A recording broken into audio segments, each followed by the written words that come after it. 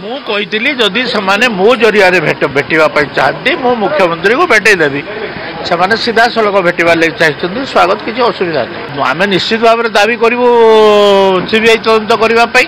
ସେମାନେ ଲେଖିକି ଦେଲେ କ୍ରାଇମ ବ୍ରାଞ୍ଚ କେଉଁ ବିଷୟରେ ତଦନ୍ତ କରୁଛି ଆମେ ତାର ବିଷୟରେ ଜାଣିନାହିଁ, କିନ୍ତୁ ଯଦି ସେମାନେ ଲେଖିକି ଦିଅନ୍ତି ତାହେଲେ ଆମେ ସିବିଆଇ ତଦନ୍ତ ପାଇଁ ଚେଷ୍ଟା କରୁ।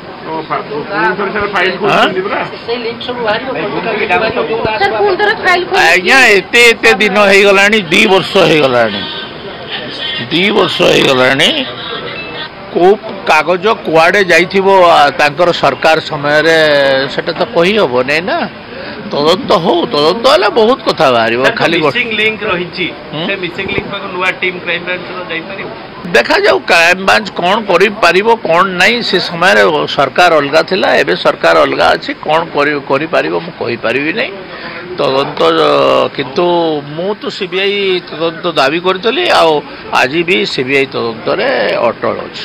ଦାବି କଲେ ମୁଁ ପୁଣି ସରକାରଙ୍କ ଉପରେ ଚାପ ସୃଷ୍ଟି କରିବି, ସିବିଆଇ ତଦନ୍ତ କରାଯାଉ ବୋଲିକରି। ହଁ ତ କହିଥିଲି ତ, ମୁଁ ମନା କରୁଛି କି ଏବେ? ମୁଁ କହିଥିଲି, ସେମାନଙ୍କର ନାଁ ବିଧାନସଭାରେ ଧରିଥିଲି, ଅତି ସ୍ପଷ୍ଟ ଭାବରେ କହିଥିଲି। ଦେଖନ୍ତୁ କ'ଣ ବାହାରିବ କ'ଣ ନାହିଁ।